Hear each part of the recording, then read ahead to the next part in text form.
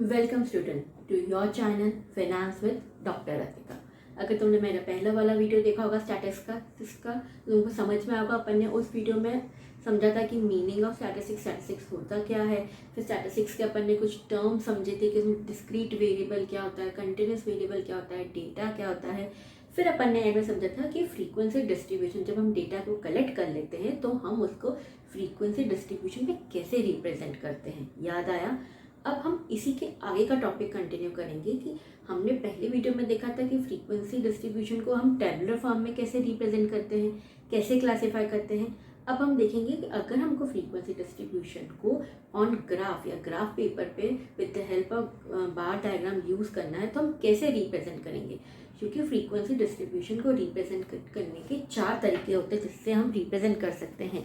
एक तो होता है आपका, सबसे पहला आपका होता है हिस्टोग्राम, फिर आपका होता है फ्रीक्वेंसी पॉलीगॉन, थर्ड होता है आपका फ्रीक्वेंसी कर्व और लास्ट होता है ऑजिव। ये कुछ मेन मेथड है, मेन वेज जिसके थ्रू हम फ्रीक्वेंसी डिस्ट्रीब्यूशन को रिप्रेजेंट करते हैं with the help of graph. ठीक है, लेकिन अब इसके पहले भी हम एक चीज़ समझेंगे। तुम्हें याद होगा मैंने तुमको पहले क्लास में कुछ बताया था कि क्लास इंटरवल्स होते हैं कुछ। याद आया? कुछ क्लास इंटरवल्स 2 टाइप के होते हैं, अगर याद हो तो मैंने बताया था। एक होता है आपका इंक्लूसिव और एक होता है आपका एक्सक्लूसिव। याद आया? इंक्लूसिव में मैंने क्या बताया था कि आपके क्लास इंटरवल्स कैसे बनते हैं, 10 to 14, 15 to 19 ऐसे। और ये एक्सक्लूसिव में कैसे बनते हैं, 10 to 15, 15 to 20। दोनों में अंतर क्या है? इंक्लूसिव में 10 और 14 दोनों इंक्लूडेड रहती है। इसकी जो फ्रीक्वेंसीज रहेगी यहाँ पे दोनों रहेगी और इसमें सिर्फ 10 की रहेगी। 15 क्या रहेगा आपका, एक्सक्लूडेड रहेगा। ये एक्सक्लूसिव सीरीज है तो ये एक्सक्लूडेड रहेगा आपका 15, क्योंकि 15 को हम नीचे इंक्लूड करेंगे और ये इसमें दोनों इंक्लूडेड रहती है। एक बात और, अगर आपको frequency distribution on graph represent करना है तो आपको एक कंटिन्यूस सीरीज चाहिए विद एक्सक्लूसिव सीरीज चाहिए। तो आपको इंक्लूसिव सीरीज को एक्सक्लूसिव सीरीज में कैसे कन्वर्ट करना रहता है, उसका एक फॉर्मूला होता है। तो अपन एक एग्जांपल लेंगे जिसमें आप इंक्लूसिव सीरीज को एक्सक्लूसिव सीरीज में कन्वर्ट करोगे और फिर उस एक्सक्लूसिव सीरीज को, उस एक एग्जाम्पल को अपन चारों ग्राफिकल मेथड देखेंगे कि उसको चारों ग्राफ से अपन, मतलब 4 अलग अलग जो वेज होते हैं उससे अपन कैसे रिप्रेजेंट करते हैं। हिस्टोग्राम, पॉलीगॉन, कर्व और ऑजिव के थ्रू कैसे रिप्रेजेंट करते हैं। स्टार्ट करें। आई होप तुम्हें क्लियर हो रहा होगा। No theory, only practical. याद है ना? चलो फटाफट अपनी कॉपी निकाल लो, हम एक एग्जाम्पल लेंगे जिससे हम ये सब चीज़ें समझेंगे। ठीक है, let's start with an example.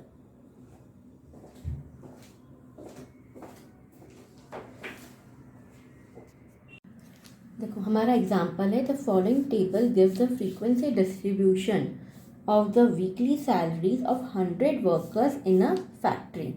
आपको वीकली वेजेस दे रखी है कि 10 to 14 रुपीज़ में कितने नंबर ऑफ वर्कर्स आते हैं, 8 आते हैं।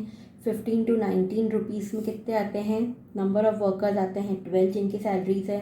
फिर 20 to 24 में 20 आते हैं। ऐसे ये आपको एक टेबल दे रखी है। अब तुमने देखा होगा 10 to 14, 15 to 19 ये कौन सी आपका है, ये आपका इंक्लूसिव क्लास इंटरवल बना है। मैंने अभी बताया सबसे पहले अब हमको इसको एक्सक्लूसिव में कन्वर्ट करना है। तो इसका फॉर्मूला क्या होता है, देखो सबसे पहले आपका जो इसका फॉर्मूला आएगा वो आएगा आपका lower class boundary is equals to lower class limit minus D, और एक होता है आपका upper class boundary is equals to upper class limit plus D. अब डी क्या है, डी होता है आपका lower limit of the second class. ठीक है, याद रखना second class minus upper limit of the first class. समझा रही हूँ मैं, लोड मत लेना कि हमको समझ नहीं आ रहा, रुक जाओ, समझा रही हूँ मैं। लोअर क्लास, अब पहले सबसे मुझे बताओ, याद है अपर लिमिट और लोअर लिमिट क्या होती है? इसमें आपकी 10 क्या है? 10 है आपकी लोअर लिमिट और 14 क्या है? Upper limit. ठीक है, फर्स्ट क्लास की। सेकेंड क्लास इंटरवल में ये इसकी लोअर हो जाएगी, ये अपर हो जाएगी, तो अपन को डी के लिए क्या निकालना है? Lower limit of the second class. Second class कौन सी है? ये है 15 to 19, तो 15 क्या है आपकी? Lower, correct, minus upper limit of the first class.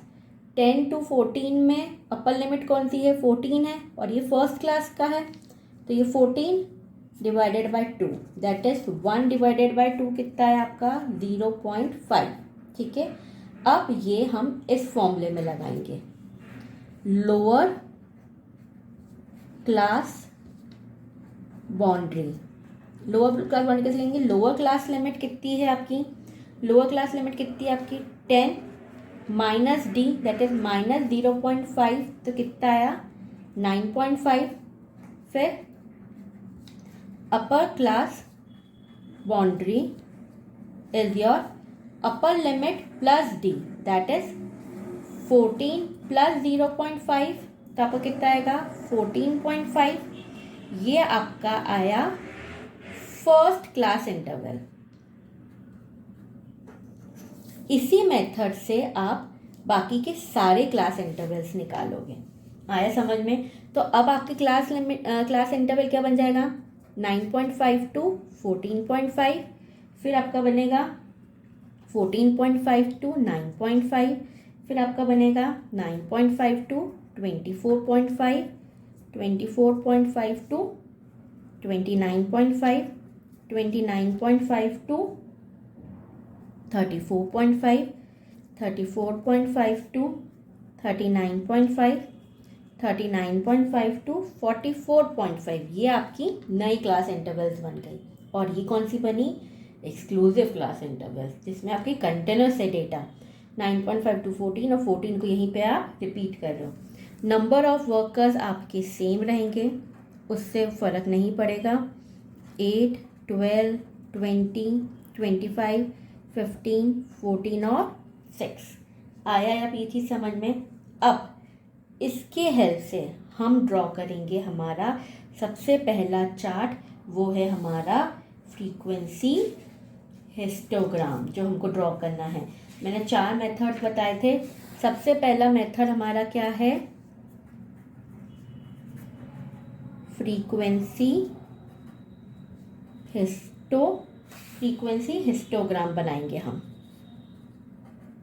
ठीक है, because a histogram is a bar diagram which is suitable for frequency distribution with continuous class interval। इसलिए हमने इसको इंक्लूसिव से एक्सक्लूसिव करा, क्योंकि हम एक्सक्लूसिव में ही हमारा फ्रीक्वेंसी डिस्ट्रीब्यूशन बना सकते हैं। अगर हमारा फ्रीक्वेंसी डिस्ट्रीब्यूशन हमको बनाना है तो we need a continuous diagram. ठीक है, स्टार्ट करें। बनाए हम इसमें कि हम कैसे बनाएंगे इसमें with the help of this. देखो, फर्स्ट है हमारा हिस्टोग्राम, तो हम ड्रॉ करेंगे इसको।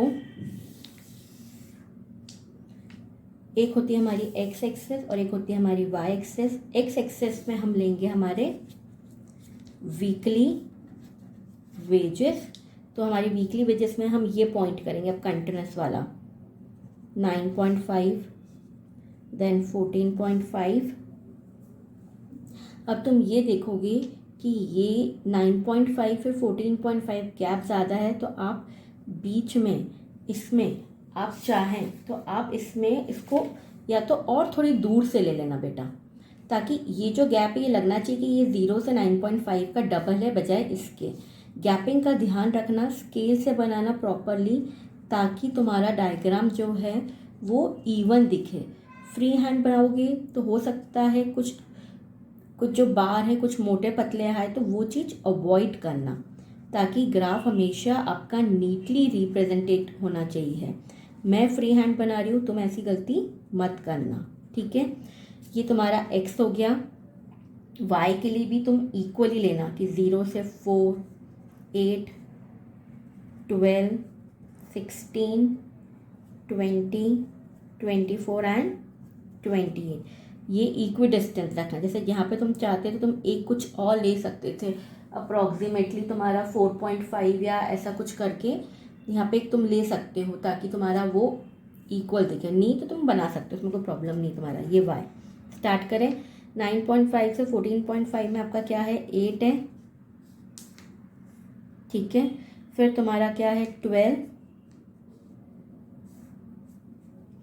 फिर तुम्हारा है 20। ये देखो मेरे जो ये है ये मोटे पतले आ रहे हैं, ये ऐसे नहीं आना चाहिए, ये गलत तरीका है बेटा। तुम ऐसे लेना कि तुम्हारे इवनली आए, इसलिए रिकमेंडेड है कि ऑलवेज तुम with the help of scale ही बनाना, मक्कारी मत करना। 20 आया, उसके बाद तुम्हारा क्या है 25 है,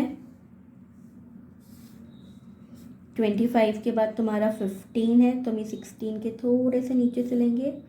फिर 14 है, तो ये करीबन करीबन हाफ ही हो जाएगा तुम्हारा।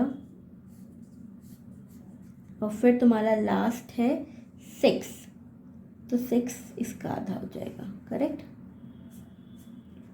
ये हमारा क्या बना है, हिस्टोग्राम। हम लिख देते हैं इस पर 8, 12, 20, 25। नहीं भी लिखोगे तो भी चलेगा, लिख दोगे तो भी चलेगा। ये हिस्टोग्राम हुआ, ठीक है। सेकेंड तुम्हारा मेथड आता है फ्रीक्वेंसी पॉलीगॉन बनाने का। तो frequency polygon is nothing, it is a way of representation of frequency distribution. In simple word, a frequency polygon is a graphic representation of frequency distribution where you join the midpoints of the on the top of the adjacent bar of the histogram are joined.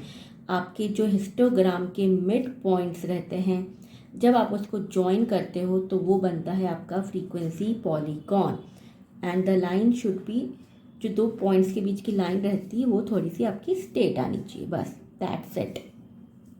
आया समझ में। ये क्या है, histogram. Mid points को जब आप join करते हो तो क्या आता है, पॉलीगॉन, ठीक है। फिर पॉलीगॉन आ गया। इसके बाद आपका थर्ड जो आता है वो क्या आता है आपका, frequency curve. Frequency curve is refers to a freehand smooth curve drawn through the point of the frequency polygon. ये जो frequency polygon के mid points है उससे अगर हम एक फ्री हैंड लाइन बनाते हैं, स्मूथ लाइन बनाते हैं, तो वो हमारी आ जाती है फ्रीक्वेंसी पॉलीगॉन। ऐसी एक स्मूथ लाइन बना सकते हो आप, ठीक है। It is nothing, it will only pass it through them as closely as possible. बस ये लाइन एक फ्री हैंड बनती है और आप जितनी पास बना सकते हो उस पॉलीगॉन के उतनी पास, बस। तो ये जो लाइन है कर्व लाइन, ये होती है आपकी फ्रीक्वेंसी कर्व लाइन, ठीक है। ये थर्ड मेथड हुआ। और एक जो लास्ट होता है अपना, फोर्थ होता है, वो होता है आपका ऑजिव। Ogive is prepared either for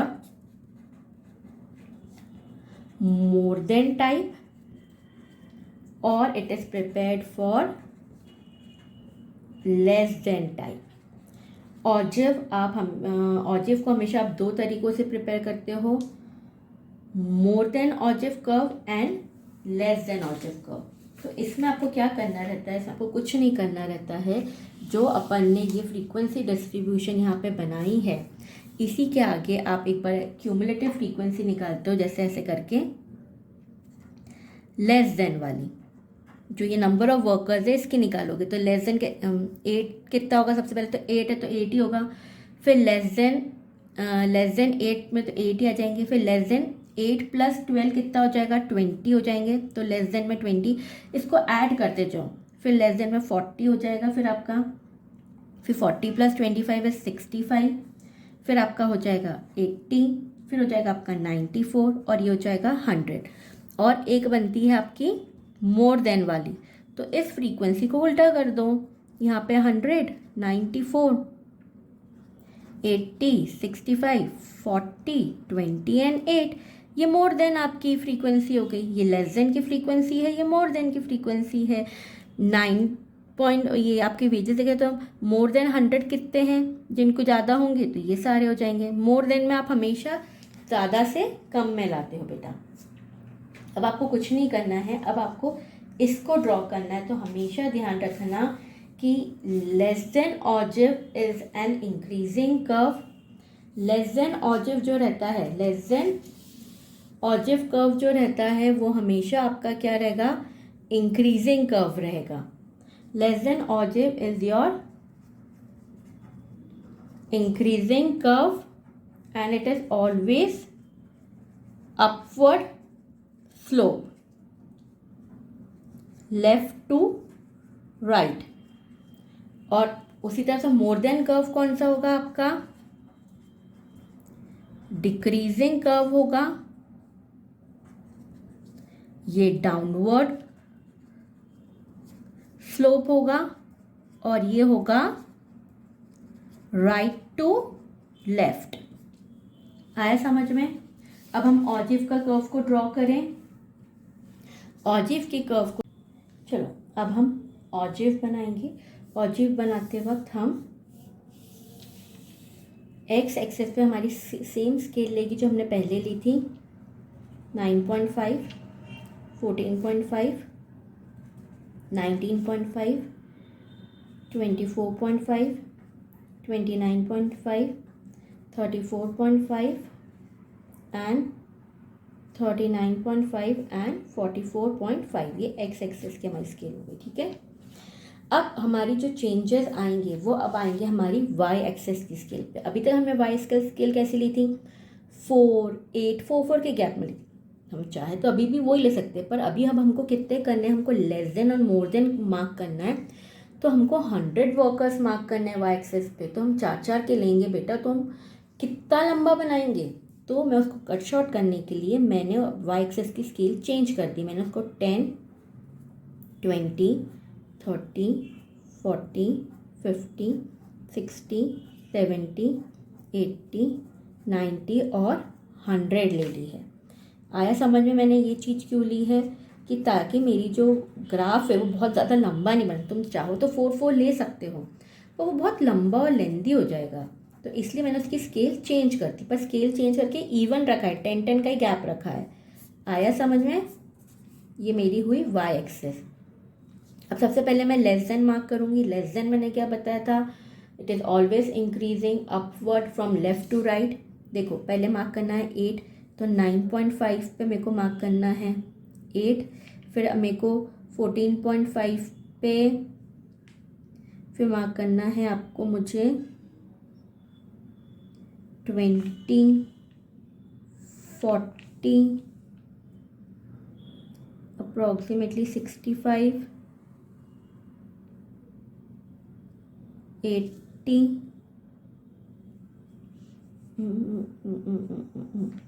फिर मुझे मार्क करना है 94 और फिर मुझे मार्क करना है 100। तो ये मेरा जो बनेगा इन पॉइंट्स को ज्वाइन करके, ठीक है, ये मेरा क्या आएगा, ये मेरा जो है ये मेरा आएगा लेस देन वाला, ठीक है। सेम अब ऐसा उल्टा जाएगा कि यहाँ से मैं मार्क करूँगी 100, फिर मैं मार्क करूँगी मेरा अप्रॉक्सीमेटली 94, 80, 65 पे तो इंटरसेक्शन हो जाएगा मेरा 40, 20 एंड अप्रॉक्सीमेटली 8। तो ये फिर यहाँ से जो मेरा ये आएगा, ये मेरा आएगा मोर देन टाइप। आया समझ में। ये डाउनवर्ड स्लोपिंग है लेफ़्ट टू राइट, और ये है अपवर्ड स्लोपिंग। तो ये डायग्राम मेरा कौन सा डायग्राम हुआ, ये डायग्राम मेरा हुआ आपका ऑजिव कर्व हुआ। आई होप तुमको चारों डायग्राम क्लियर हो गए होंगे कि चारों डायग्राम हम कैसे बनाते हैं। अगर तुमको मेरा वीडियो पसंद आया है तो प्लीज़ मेरा चैनल सब्सक्राइब करना और नीचे कमेंट सेक्शन में अपने सजेशन ज़रूर लिखना ताकि मैं उसको इम्प्लीमेंट कर सकूं मेरे अगले वीडियोस में। अब अगले वीडियोस में अपन चालू करेंगे हमारे एवरेजेस कैलकुलेट करना, मीन, मीडियन, मोड, ये सब। ठीक है, थैंक यू।